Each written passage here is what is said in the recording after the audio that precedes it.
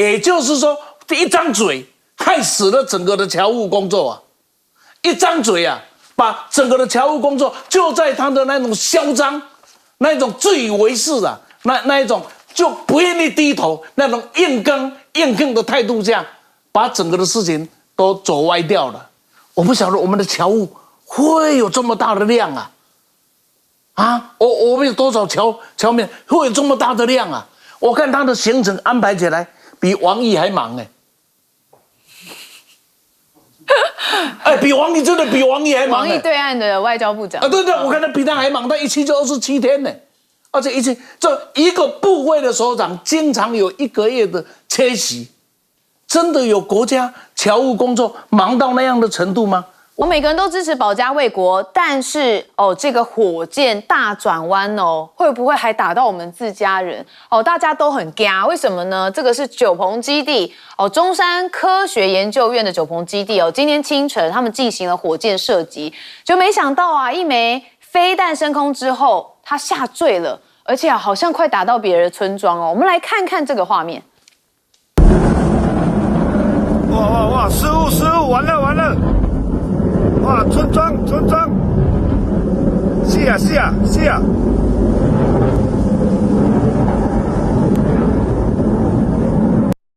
哇塞，真的就恐怖你看，是呀因为呢，它在山头冒出了巨大浓烟，民众目睹真的吓坏了。但幸好我看到啊，应该是没有打到村庄了那这是不幸中的大幸，可不能每次都这样啊。网络上大家就说啊，没错，精准锁定中共同路人跟渔船同套路嘛。他应该讲的是之前这个熊三因为打到了船嘛DPP 开战真的先打，附近一定有中国船舶飞机在干扰。说这次忘了发简讯吗？说拍照的是共谍吧，泄露国家机密，还有建火箭基地，好歹当地医院系统要完善吧。好，那当然这个网络上讨论很夯，因为大家觉得太夸张了。好，那目前屏东县政府也开第一枪说未查明前应该暂停试射，好，要求中科院立即暂停后续的火箭试射，那重新检视发射作业的程序跟修正的方向。那中科院这边则是回应该是卫星运载火箭测试坠落点可控啦明明就失控，但他说可控啦，但是让附近的民众吓得半死。那目前这个岛链抗中的战略是不是正在发酵？我们看到中国大陆他们的浮修解禁，海上升温，也就是他们重新开放渔民来出海捕鱼。结果呢，金马澎海巡3天就驱离了8艘越界的中国大陆船。好，那中国大陆的海警船是持续侵扰东沙限制水域，称中国台湾，所以海巡的舰艇也驱离监视对控当中。中国大陆海警船是3303、3107、18号驶入了台湾东沙限制海域，海巡署云林舰前往驱离，那目前仍然还在监控对峙当中，所以你可以看到情势确实有在升温那中飞弹威胁逼近，美国加强了关岛防御，也祭出了爱国者防空网，但是却有库存危机。这是美国的军事网站战区报道说，美国陆军预计10月要在关岛成立一个新的防空飞弹营，那首度也在同一集营单位内混编爱国者的远程防空系统跟持久之盾的近程防空系统，来建立一个完整防空网。但是最近这几年美国乌俄战争还有伊朗都已经大量的消耗他们的防空拦截弹，所以呢，使得爱国者系统也面临一个供应不足的问题。那美国的军队西太平洋的最后一艘航舰，我们之前讨论后，就是华盛顿号即将要前往中东，好来轮替林肯号。那菲律宾现在认为说美方的调度其实是不会影响他们美菲双边的防务合作。那还特别讲说，美菲的防务承诺坚如铁甲承诺坚如铁甲，但行动上面的不一定那也看到日本是不是也成为岛链破口呢？日本的自卫队 F-15战机这个降落在冲绳机场，但是却发生在降落时冒出了火光跟浓烟。那着陆之后还没有办法移动，所以紧急用吊车把它吊起来，才能后续使用拖车来进行运送。那美国备战期中选举，现在日本很担心川普会扩大施压，希望他们多分摊驻军费。好，这是日经亚洲报道说，随着美国在11月期中选举逼近，日本人越来越担心华府会不会加大对东京的压力，也就是希望日本在驻军的经费上面来分摊，还有货币政策等议题上面要做出更多的让步。那美日现在有个目标，是希望在今年之内完成谈判，制定一个新的5年协议。那从2027年财政年度开始实施，内容包含驻日美军的驻留经费如何分摊。那这项安排也将决定日本需要负担多少美军基地的相关支出。好，那小泉现在在澳洲嘛，他也提了说这个日美韩的合作，但是回避评论川普缩减军演的发言因为我们知道川普现在跟南韩有点不开心说要缩减跟他们的军演，现在军演正在演习当中，他还这样讲。那小泉进次郎只讲说美日韩合作对地区的和平跟稳定不可或缺。但是媒体又问到他，川普缩减美韩联合军演规模的时候，他是回避，不想对这件事情来做评论。好，我们还是看到一开始的九鹏火箭这个在清晨是测试，但似乎失控了。我们先问顺丰委员，是失败跟可控到底是哪一个？假若呢，在一个试发的过程里面有失败，是情有可原。因为没有人认为试验的过程是100%可以成功的。那为什么这样来讲，失败是可以接受，因为它是可以检讨的。那可是问题，中科院讲这是可控，这才是问题了。他认为失败，他认为是可控。那问题在哪里？是可控的结果造成居民的恐惧感，以及县政府出面没有清楚前不可以再设置。那究竟是失败或是可控呢？这个才是我们今天还是我那一句话：政府贵州海了了，又有一周又坏掉了。不，因为这个是多严重的事情，可是你都搞不清楚这是一个很令人摇头的事情那么第二个呢，就是大家以后在用字上，我们把它理清楚一下，不要再欺骗我们。就是面对的海巡署跟大陆海警船的对峙是对峙监控，应该是没问题。但是驱离是什么时候驱离过是时间到了，人家下班了，这样叫驱离你哪一次有驱离？好像到现在为止我没有看到驱离。监控还有什么样子呢？对峙，这个是合理。而且因为你的船大，我的船小嘛，是吧？所以不必要在那里骗自己，叫驱离给你的感觉说他来了，然后我怎么样子？我把他赶走了，没有人家是下班回家了第二个呢，我们还要面对一个更严肃的问题，这是一个战略思考的问题。这中国大陆海警船数量之多它出动之频繁那我们有多少可以相对？最后累死的会是谁？会累死我们的三军会累死我们的海巡为什么？因为它多嘛你每次要对峙要监控嘛还要驱离嘛，对不对？那在这样的情境里面，你到底你能撑到多少？所以那叫船海战术就把你搞垮了。所以在这里很重要，管碧林不要再嘴丘了，不要再跟那个谁一样，跟习近平一样嘴丘，好好面对现实。这个绝对不是靠对峙解决，这个绝对是靠两岸和谈谈判来解决。不要把所有的谈判都污名化成为投降，因为你那个做法才真正让我们有一天无能为力来因应所有的挑战最后呢，就讲美国的库存，现在大家已经很清楚，美国的生产力产能是有问题，库存也有问题，是有问题。然后更严重的，下一章我可能会谈到，它整个的战略是非常的被动的，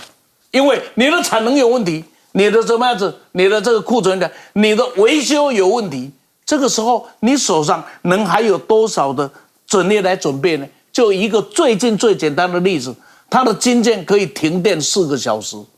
这是很大的一件事军舰的停电跟我们家的停电是不一样的。当一个在外面动作的一个战斗武器停电4个小时，那所代表的意义是什么呢？太可怕了，这个国家堕落的太可怕了。所以我们讲到美国，常常就是用哩哩啦啦来形容啦。永明教授怎么看？讲中科院这一次发射火箭失败是，不过讲句良心话，其实过去它失败的次数并不多了。23年的时候，有一次试射爱国者2型的这个飞弹失败。那同一年也是靶机失败。那可是呢，之前他一直都比较专注在就是雄2、雄3飞弹，还有天宫系列的这个飞弹。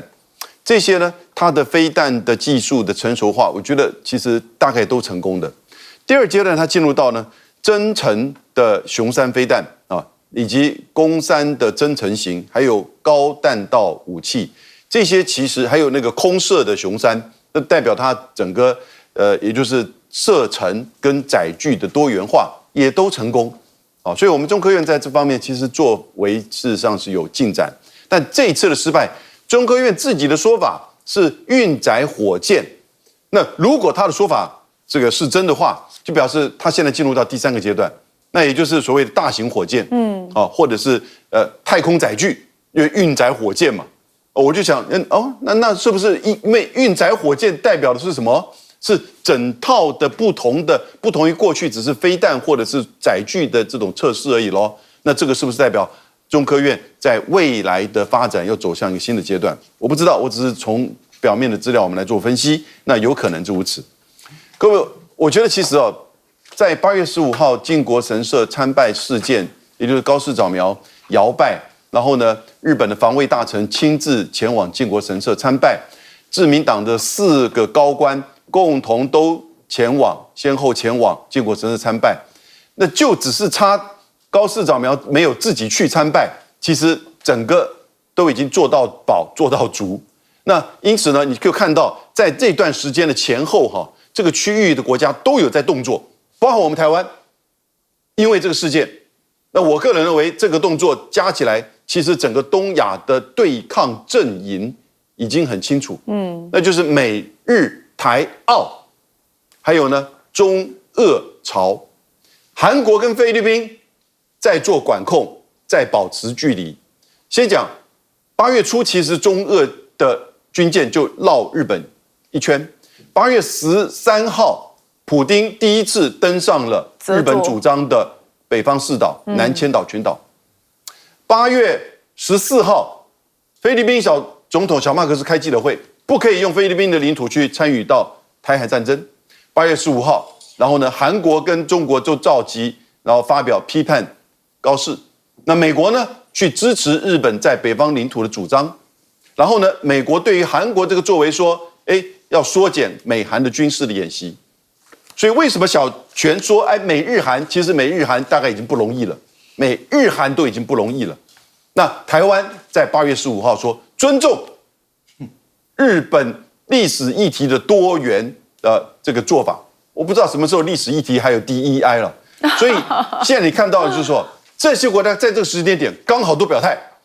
然后呢，韩国跟菲律宾知道这个东西掺进去，你偏向任何一方，你后来会得不偿失，所以保持距离。但我觉得这个整个阵营呢，大概已经形成，我们台湾也没有置身事外哦。但确实啊，你看韩国跟菲律宾都知道要保持距离，但是每次台湾在这种事情上面都是掺进去而且就是会很有问题，很有这状况。好，奎博教授怎么看呢？其实现在目前这样大乱斗的一个状态台湾很明显的就是贴着美国，贴着日本。对，所以包括我们在东部海域的专属经济水域的划分，大陆交层的划分，或者是靖国神社刚刚杨老师讲的这个日本高官参拜的问题，还有最近不出现，但是其实我们一定会再看到的钓鱼台的问题。其实民进党政府基本上都是非常非常的保守。而且非常非常的尊重，他尊重的不是我们的国民，不是尊重我们的宪法，而是尊重日本人。对，所以现在我觉得这个已经大概民进党已经习惯了啦，10年下来大概就这样子了。不过我想顺便也谈一下这个日本人或许也会很担心，乔治华盛顿号本来在日本驻防，现在也要移到中东去了。所以移到中东去之后呢，大家都看到这是一个很大的缺口。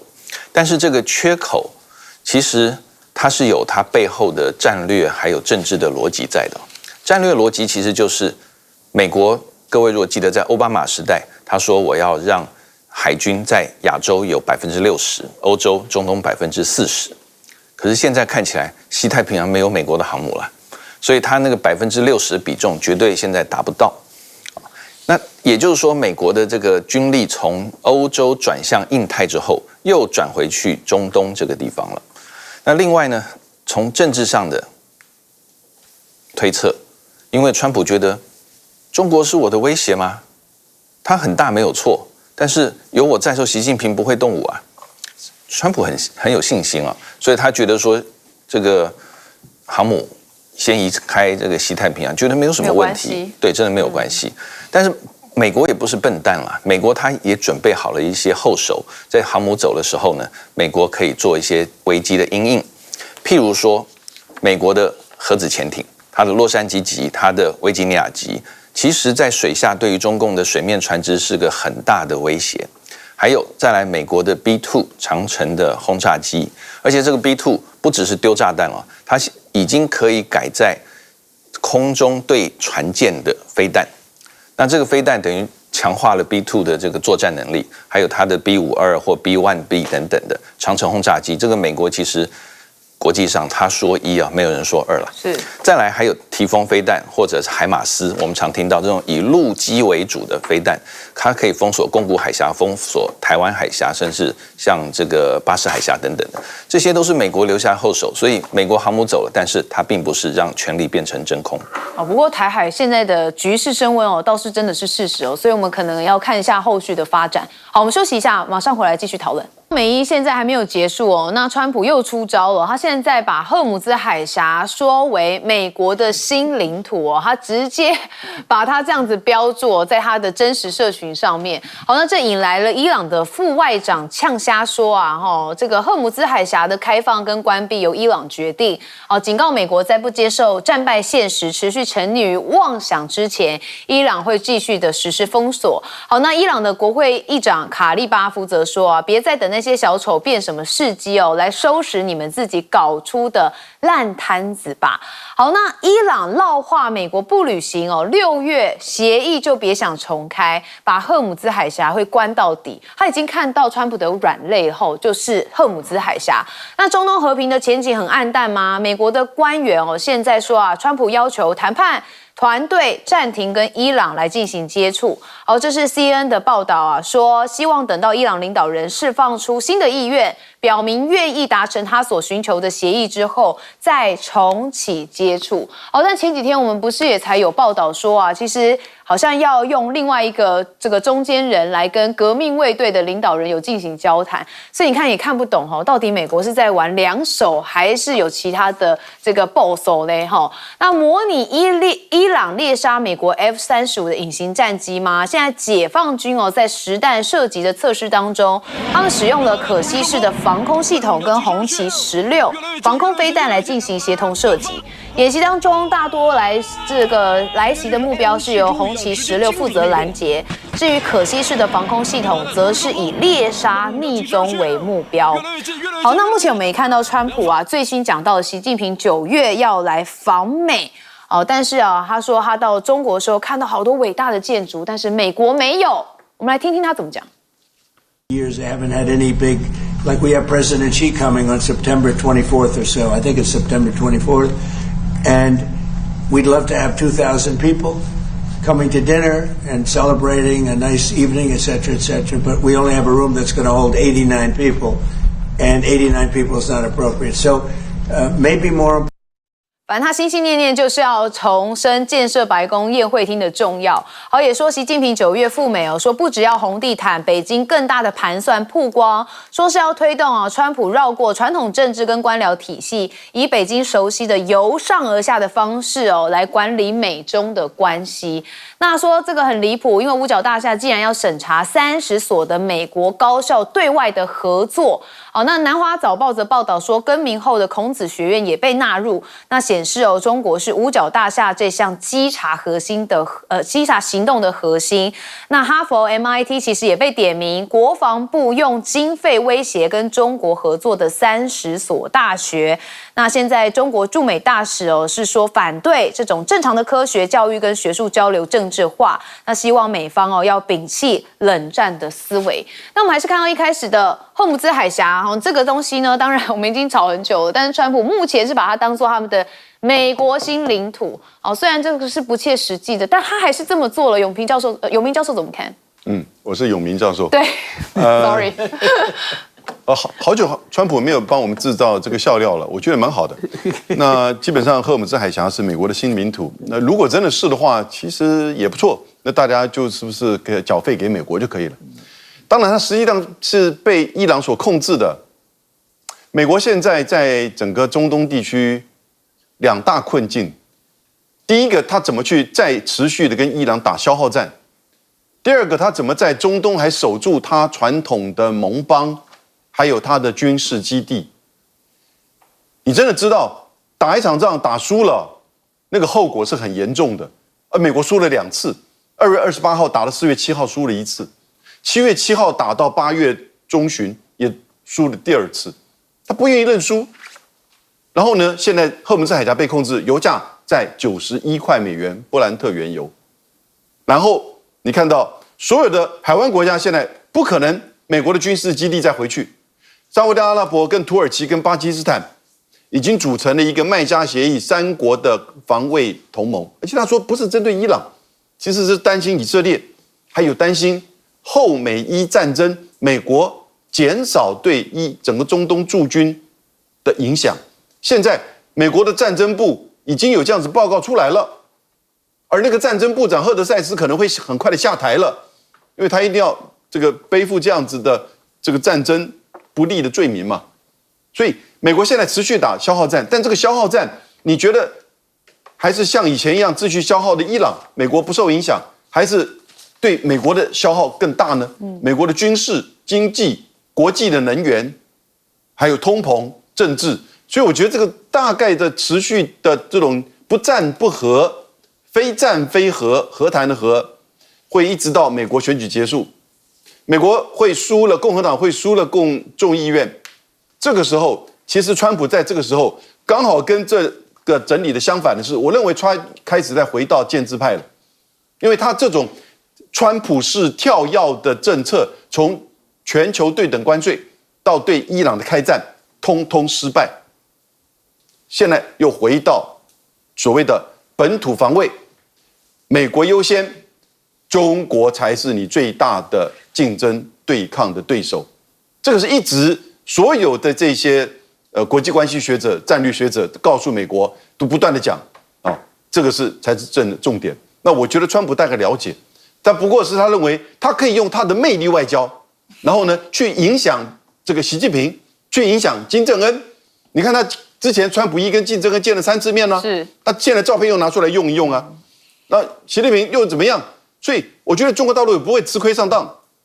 知道，因为这整个过程当中，在过去这1个月，你还是不断的在制裁我啊，你还不断的在这个列的新名单呢，而且你不断的禁止中国商品进入到美国啊。我最后讲，当哈佛跟 MIT 说有30个大学或者是跟中国的合作，对不起，你去看看那个合作计划是谁在学谁，而川在哈佛跟 MIT 这边主导的是华裔学者有没有参加？还是说你要跟中国大陆这边的这个领先的一些议题去合作的，而他们共同的发表的论文谁在领衔，哪一些人是为主？你看了这个东西，你就清楚的理解到底谁在跟谁合作啊？好，顺峰委员怎么看呢？当美国用了隐形战机千里迢迢的去轰炸这个伊朗的核武设备的时候，美国掌握了战略主动。当美国跟这个以色列合起来对伊朗进行了攻击的时候，他掌握了战略主动。可是经过了几个月下来的结果，他今天完全变成了被动。今天美国已经他收了不算了，那其中对整个的美国的霸权跟他担任世界警察、世界大哥最大的挑战了。先别说中东这些王爷们已经心灰意冷了，全世界看到的是掌握了世界20%经济的赫姆兹海峡，你美国是没有能力说了算的。当你没有能力说了算，而影响到全球20%的经济这样子的一个情况下，那你的霸权也罢，你的老大哥地位也罢，你的一言九鼎吧，大概已经不见了。所以这一场战争最大的特点，把美国从一个拥有的战略主动，已经完全变成了战略被动了，已经不是他说了算了。第二个呢，我们可以看得出来，中美之间是有不一样。那中国大陆很强调严守外交，为什么？因为它是一个稳定的政权，他讲的话是算数的，而且下面是要彻底的落实实施的。可是呢，在西方的国家，尤其像内阁制的国家，那今天跑来跟我谈的首相啊，他下个月换人了，这个严守外交说话的，而且换人就罢了，不小心来换党了，连政策都变了。那可是中国这种很强调的严守外交呢，好像西方不太容易体会，但是中国大陆这一点倒蛮能够承诺了。所以对于9月份的中美会谈，大家都认为快闪可能成真。为什么？因为中国大陆现在是在交差了事，因为已经承诺你嘛，不能不去。那美国呢，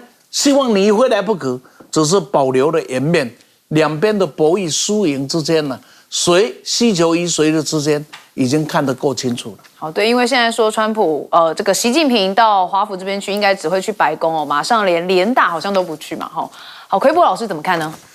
其实，如果习近平他去美国的时间这么短的话，很明显，他大概就真的重点就是跟川普的见面了。那他跟川普的见面，第一个，全世界的焦点；第二个，就像刚刚讲的，他可以在夯实之前5月他们两边建立了所谓最高领导人的这个通话的基础。而且各位如果记得最近啊。川普这边也说嘛，我们跟这个伊朗革命卫队啊，透过第三方已经又得到了这直接沟通的管道啊，我跳过其他过去的什么第三国啊或者什么的。那请问，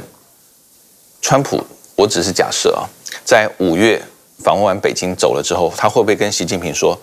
以后我们有什么事情啊，联络我这个助理，联络我这个兄弟，有没有可能就跳过国务院？我觉得以川普做生意的那个调调是有可能哦。换句话说，习近平可能擒贼先擒王了，我就直攻你川普，让你觉得就算我再忙，我展现诚意来跟你见面了啊。那当然，两个人之间的这个交易啊、谈判，这个可能要在以后再多多的观察了啊。那再来就是说，这个川普啊，他在荷姆兹海峡这样的一个做法，我觉得他应该是因为。前一阵子一直表现得非常的急迫，想要达成协议，伊朗就抓着他这个急迫的心情呢，所以一直在挑他，而且挑动他，然后有时候好像快要到了成果了，结果呢，伊朗又往后退一步，或者两边就吵起来了。所以我觉得是不是有人建议了川普，说总统先生，你应该先有点耐心，让伊朗觉得。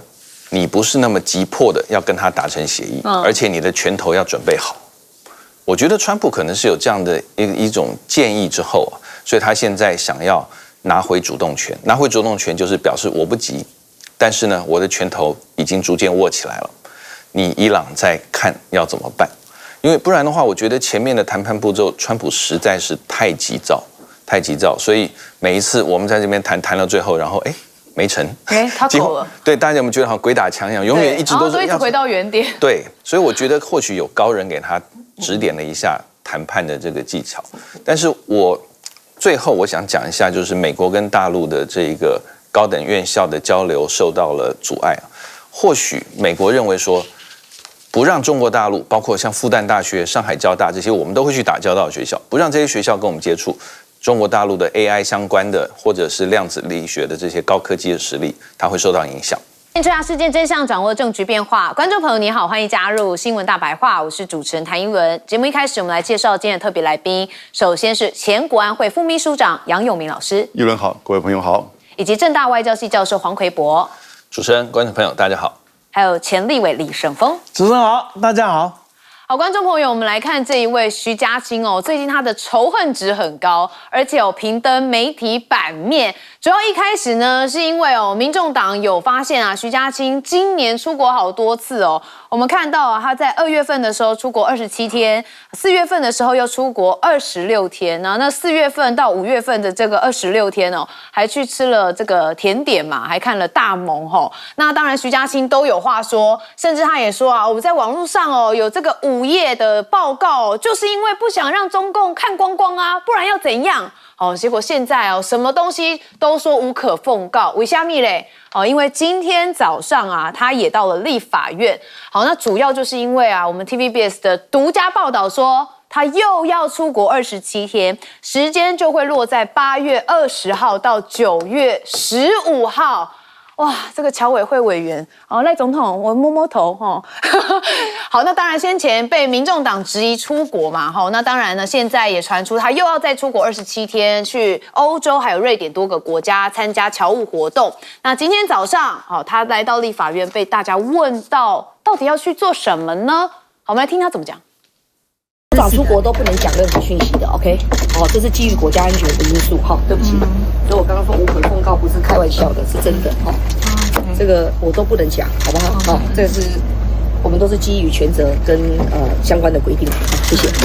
哇，这么机密啊所以都无可奉告。网友就说侨委会还有国安机密只有智差青鸟会信说一直玩，绿色权贵真的爽。也有人说笑死比外交部还常在国外。不过这次徐嘉青有证实啦会带着一个科长去不然他之前4月份到欧洲的时候，他一个人就被大家做文章了。徐嘉青出国争议不断，那之前也被爆他特权有儿子他去登了东沙岛。好像很委屈呢对不起，东沙嘛那因为今天早上也被问到了这件事情他就问及说他自案有被告一事他只有说尊重2字回应。当媒体追问到是否委屈时他先叹了一口气之后表示说他不再多说了啦。好，那目前也看到好像很多的这个国安产业或者是国防产业上面不是只有绿油油吗？因为呢，航健科技在去年以295万元得标了陆军第8军团的无人机采购案，就现在遭到检调查出负责人张东林涉嫌采购中国封装的无人机晶片，那中国制的飞行控制板等零组件来组装无人机，而且还疑似透过遮蔽产品原始的标示来提出不实的产地证明，要规避军方的验收。好，军方怎么找出来呢？他们验收人员是以图搜图发现零组件都是淘宝品，所以呢函请检方调查，那此次才曝光。那这公司的张姓负责人被检方传唤复讯之后，向法院声押获准。桥头地检署也指出说之前接获了第8军团指挥部函送，那也说承揽无人机采购案的厂商疑似有中国、香港跟澳门制造零组件的状况。无人机不是现在民进党心中最软的那一块吗？竟然里头用了中国大陆的淘宝货吗？好，所以你可以看到触及者有做相关梗图说民进党提无人机国家队，希望强化国防预算600亿，结果去年采购的无人机竟然验收时发现是淘宝货，而且疑似是空壳公司。好，这间公司大家也去找就在这里那政治局也把漏漏等的这个图表做出来说它其实还得标过国防部以及交通部的标案。好，那这样子都不用查吗？网友说无人机特别预算是不是就是这样，所以不想被监督呢？那有人认为好像打脸我们的顾大部长因为顾立雄过去在福麦案的时候还在立法院生气嘛他生什么气？我们再带大家来听一次。所以重点我们在于他一定要有把握，他会拿得到当地政府的输出许可证明文件，他会拿得到原场地的证明，它的品质经得起我们检验，他才会来交货，他才会来能够完成履约，才让我们的购案能够执行成功嘛。那我们需要设立什么其他的门槛呢？我们设立一定的资本额就会让他容易履约吗？我们去计缴这公司的名气就会让他能够履约吗？可是顾部长这个之前福麦的 RDX 也是没办法履约现在这个航健科技马西无本的啦所以大家就把顾立雄再拿出来，再打脸他一次好，那我们看到我们的国家不是在国防上面现在已经到了 GDP 3%嘛就大增我们的国防预算，结果现在敌人好像在本能思，为什么？因为有中视。他也当了共谍，这名是宜兰的后备旅的中士姜文豪，就他被当了这个线人，中共来吸收，那也利用职务之便偷拍这个多达60件的国军作战机密的这个教范，包含衡山指挥所的战情系统、爱国者飞弹的保养手册等，通通送给对岸。退伍之后还嫌不够，就听了中国上线的指示，又乖乖回国当兵继续当廖北亚来赚外快。高雄地检署现在侦办之后，依贪污、国安法等重罪将他起诉。那当然现在两岸非常的肃杀嘛，那现在这件事情也被这个媒体报道出来之后，大家就想说，那目前看起来国防部分可能要再加把油。那最该加把油的，我觉得是徐嘉青啦，他每次都说要我教你怎么当立委吗？那嘉青委员要我教你怎么当主委吗？主委是这样做的吗？顺峰委员，他当然那样做，我你是别样做。我可以监督他。昨天我就讲了，中华民国政府已经贵州海了了啊，整个垮掉了嘛。一个部长可以如此的嚣张，我今天前面讲坦白话，把侨委会啊用国安去把它挂钩起来，这会是对侨委会未来一个很大的压力，甚至是一个很糟糕的地方。为什么？因为在中共在整个的国际事务上，大概对外交的事情，它会基于它一中原则会有打压，但是侨委会这一种民间的活动，基本上侨民活动，你们没有听过，至少我记忆所及，从来没有听过侨委会的对外活动是被打压的。会睁一只眼闭一只眼。因为它涉及的是民间文化交流的事情嘛，是侨民嘛的，所以在这样的情境里面，当他走一句国安又一句国安，就等于告诉说，我们从事的侨委会活动是国安活动，是情报活动。那假如是这样的话，那就不是一般民间的往来了。那你是不是在向中共招手说，外交部里面打得已经够力了，我侨委会有没有？你们都没来照顾一下，来啊，赶快来啊，是不是这样的意思？不，请各位想一想，没错，是不是这样的意思？这也就是说，一张嘴害死了整个的侨务工作啊！一张嘴啊，把整个的侨务工作就在他的那种嚣张、那种自以为是啊，那一种就不愿意低头、那种硬硬的态度下，把整个的事情都走歪掉了。真的，这样的做法绝对不利于台湾，不利于侨务的工作。这本来是在两岸里面难得有一个空间的地方。第二个，你有没有发现，他每一次出国都是26天、27天，对，就等于是1个月的时间。我不晓得我们的侨务会有这么大的量啊！我们有多少侨民会有这么大的量啊？我看他的行程安排起来比王毅还忙比王毅真的比王毅还忙。王毅对岸的外交部长对，我看他比他还忙，他一去就27天呢。而且这一个部会的首长经常有1个月的缺席，真的有国家侨务工作忙到那样的程度吗？我搞不懂，我只是认为他是在硬刚，就是那么硬怼的情况下，就不断的脱口而出，但是祸害将是无穷啊。第二个呢，就是我们无人载机活动，我在这里再重申一次的说，台湾可以发展无人机，应该发展无人机。但是在商业上跟民间上的使用，因为这样子，我们不必去搞所谓的恢宏供应链了，大大方方、高高兴兴的可以使用全世界整个的零组件最强的供应国的中国大陆啊，可以供我们来使用。当民间发展到一定的程度、有一定地位的时候，你觉得转金有困难吗？但是当我们一口咬定要以金为单位的时候，很抱歉了。你的恢宏供应链连美国都撑不住了，我不晓得我们台湾能撑住的东岛东西，我实在是想不懂。所以这个时候，是不是重新不要再搞军事上的无人载具，那会害死了台湾整个的这个供应这个无人机。因为就我知道，台湾几家做得不错的，这一次几乎都不愿意碰军方的这个工作。为什么？因为碰了会妨碍到他民间事务供应链的的整个的结构。现在出来的都是在阿萨布鲁你没听过的，不知道哪里冒出来的这些有的没有的啊，来出来在玩。为什么？因为好玩，而且可以偷偷摸摸。事实上搞了大半天，惠宏供应链通通是红的供应链。哦，好，那永明教授怎么看？我过去在国安会担任咨询委员，后来做到副秘书长，是超过4年的时间哦。我们从来没有把侨委会视为国安的环节。我个人从来没有听说过我们跟侨委会有过任何的会议，因为侨委会负责的是侨胞、学校，这一些活动，它其实是有一定的传承、组织、人脉。现在是越来越辛苦，因为老侨、台侨相对的都减少，人数减少，虽然影响力仍在，可是呢，的的确确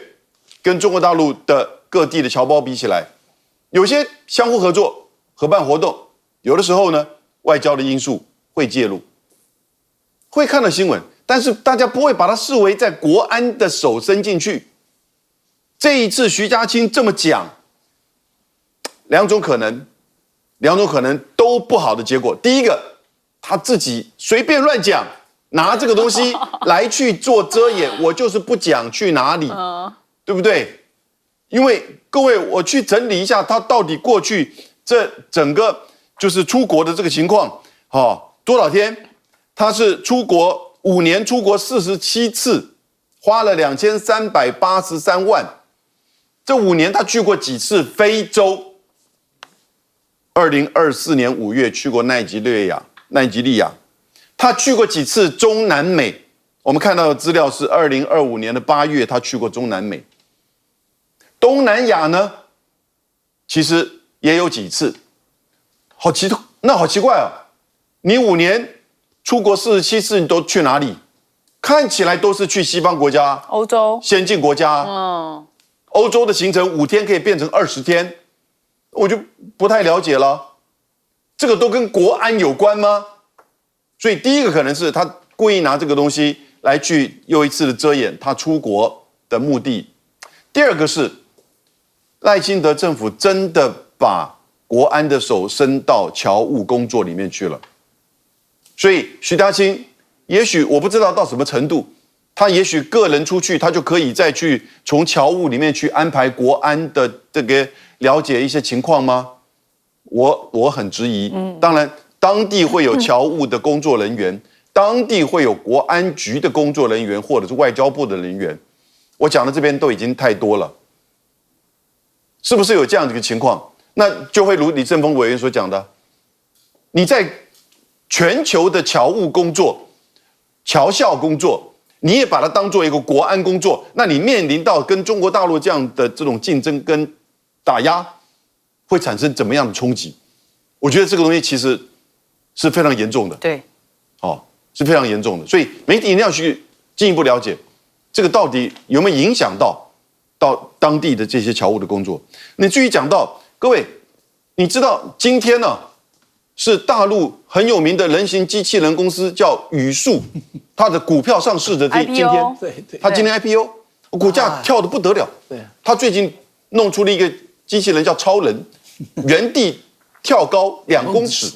跑步超过人数，日本、美国通通都在报道。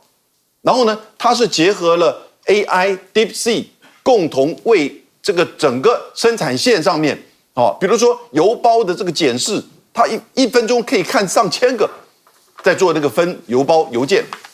类似像这种东西都已经运用到这种层面。那更不要说无人机，80%的无人机、商用无人机都是中国大陆。现在美国想要去进大疆的新的这种无人机进入到美国市场很困难，因为它已经广泛使用，而美国自己要扶持的厂商，你去不用到红色供应链里面的零件或者是程式很困难，而且就像我们的立法院做出来那个无人狗一样，踢它7秒钟，慢慢笨重的才转起来，而大陆那边呢1秒钟都不用。所以我们现在在做一个什么样的事情？那顾立雄自己讲啊，什么地方怎么都不要，都无所谓。为什么？因为你遮掩不住，他可能还是会跟红色供应链去结合，所以这就面临到是今天台湾在 AI、人形机器人、无人机，这是一个很尴尬，跟美国一样。尤其如果你把它当作两岸对抗、军事对抗的层面，你最后可能真的是赔了夫人又折兵了。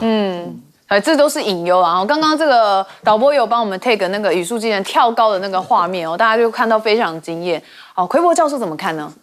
好，很快再谈一下侨委会因为我们还有其他的小题目还没谈这个侨委会，它过去确实不是国安决策圈的一环永明兄在国安会嘛，那时候我还在外交部所以确实侨委会不是有什么国安机密、外交机密的这个行动。可是呢，他后来有编机密预算，我不知道各位记不记得，在2017年立法院说，这个侨务活动可能把项目都公布之后侨社会有比较，你拿得多我拿得少，还有公布之后呢，中共可以顺藤摸瓜去出更高的价钱去买我们的这些侨团，所以开始编机密预算，这是立法院决议是，所以从2018年开始。各位或许不太相信了，第一年竟然编了超过1亿的机密预算。当时其实反对党，因为当时说实在，立法院是民进党独大，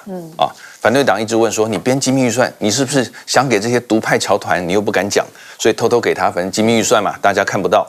反正呢，吵来吵去，到现在还在编机密预算，今年有5000多万机密预算。好，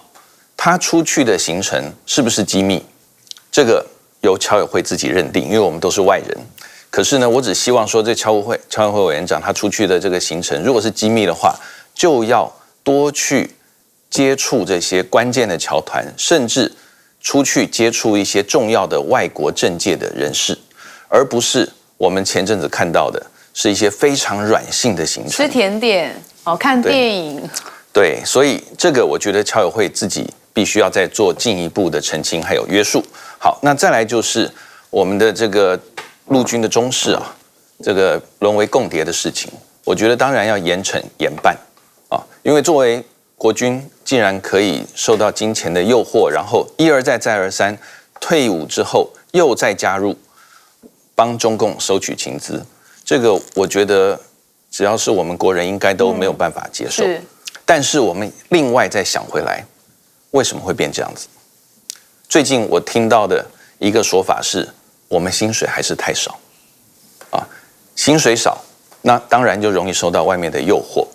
那这点确实是我们看到了，像在野党想要帮军人加薪，但是呢，行政院好像觉得不附属不执行，不需要，对不需要。好，那没有好的薪水，人家当然更容易受到外面的诱惑。好，第二个当然就是因为我们国家认同出了问题嘛。中华民国的国军现在动不动都是台湾，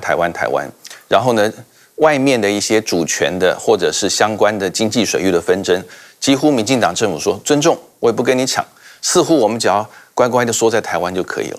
你也没有爱国心，也没有国家认同，当然对岸来买你的时候，你就更容易受到他的诱惑。好，所以有发现吗？奎博老师把徐家清跟这个共谍的东西串在一起，就是一个很大的国安危机，还是干脆把侨委会的机密预算拿来给军人加薪呢？北拜吧，休息一下，马上回来。